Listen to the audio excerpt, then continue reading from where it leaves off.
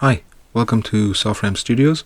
Today we are going to build a simple locket. The locket will be constructed using sterling silver, and you can see I'm bending it at the moment to a diameter of 18 millimeters.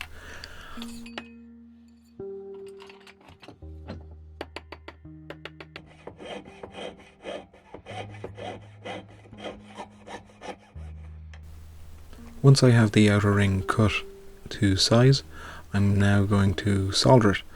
Soldering it, I like to use borax flux with this silver solder. The borax flux just gets a really nice clean join and allows the solder to flow. I also have the choice of mixing the borax powder and water to the consistency that I like. So on occasion I'll have it a little bit runnier or a little bit creamier depending on the soldering operation.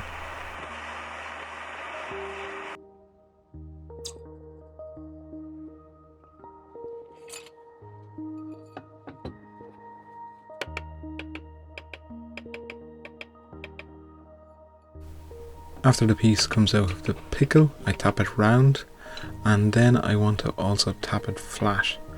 What that'll allow me to do is to reduce the amount of filing I have to do on the edges, making sure that it's nice and parallel on both sides.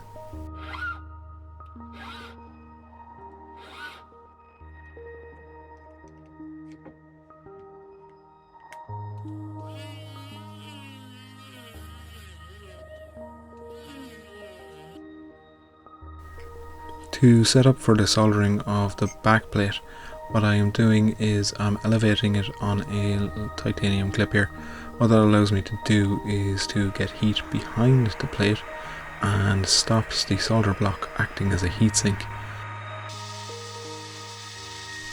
To solder this together, I am placing the solder pieces on the outside, as the outside is waste, so if I end up with messy soldering where the solder may run on the base plate, I'll be cutting it off on the outside and it won't become an issue.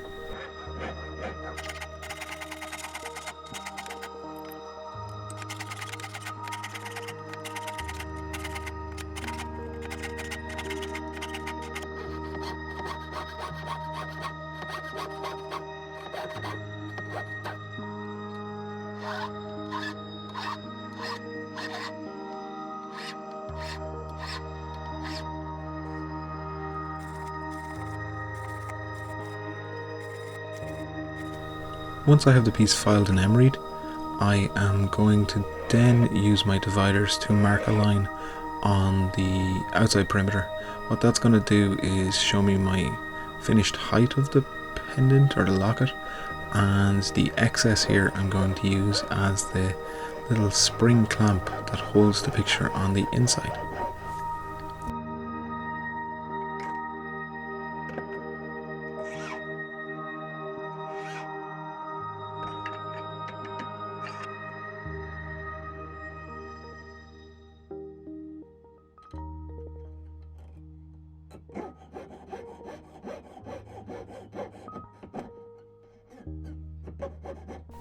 This is the spring lamp I mentioned. It will now have a little gap in it which will allow for it to fit in, and then it expands to hold itself in place.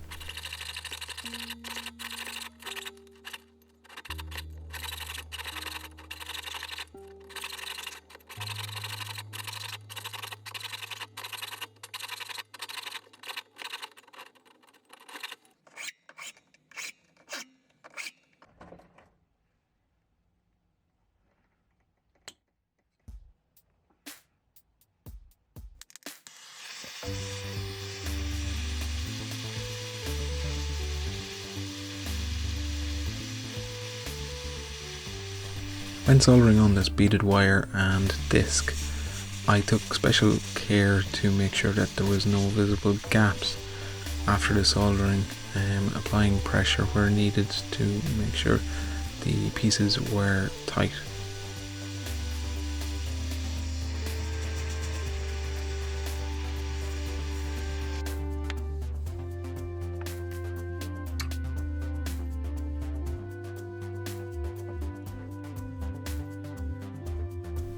Now I'm turning my attention to the tapered wire, which will form the heart-shaped vine on the front of the locket. I use this pin vise to hold the wire while I file a taper onto it. It's something that I do fairly often, so it's actually quick and efficient to do so with the vise rotating against the bench peg. You can see here I actually form a little ridge in the bench peg in order to hold the wire as I rotate it.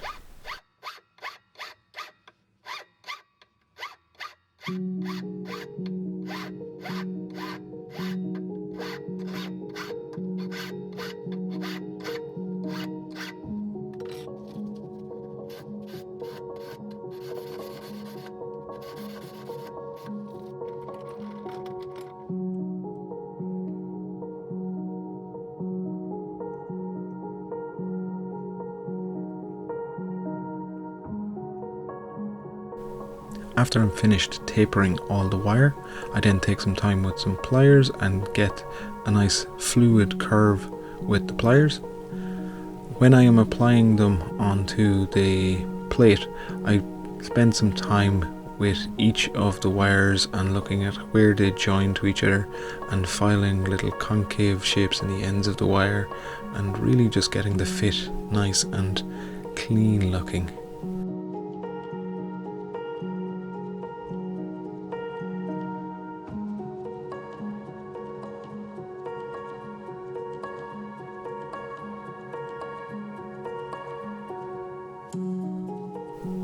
I chose to solder these wires in place using paste solder, hard paste solder, and what that does is it has the flux built in, and you can see it here just getting ready to flow.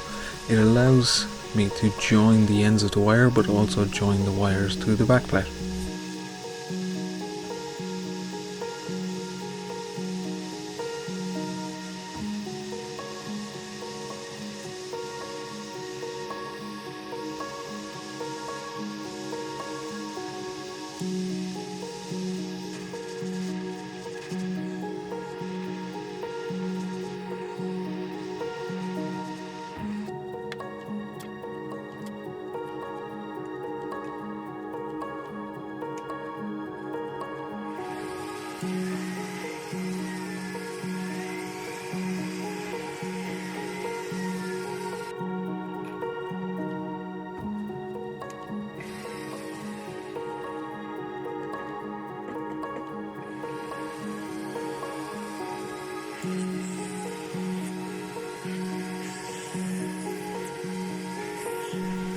I'm now working on the tube connection on top of the piece, which will allow the front plate and the back plate to move.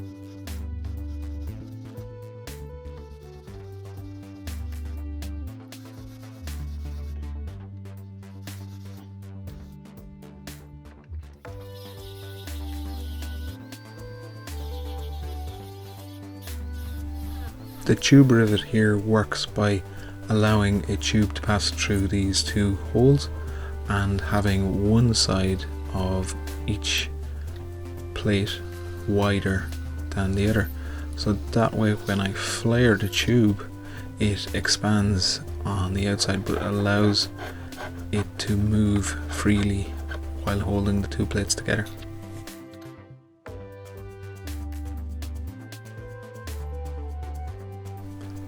I I chose the less aggressive method of flaring this tube using a doming punch and a parallel pliers. By squeezing the doming punch with the parallel pliers into the tube, I was able to gently flare without damaging anything accidentally in the process. It's also nice and quiet, which when your studio is based inside in your home, it works to your advantage, especially late at night.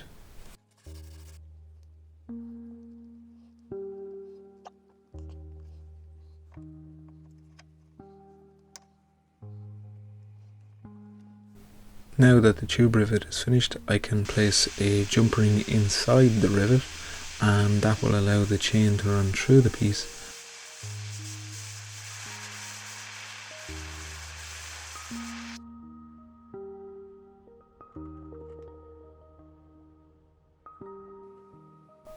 With the locket almost finished now, I want to add a patina to the front to really highlight the heart-shaped vine detail.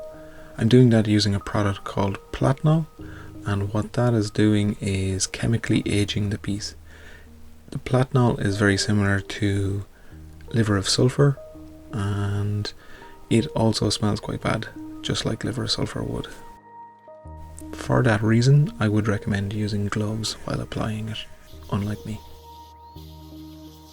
Once the Platinol is neutralized using water, I then take off the excess using a 3M radial abrasive. All that's left now is to place in a picture of the special person in your life or that loved one into your locket for you to hold close to your heart forever.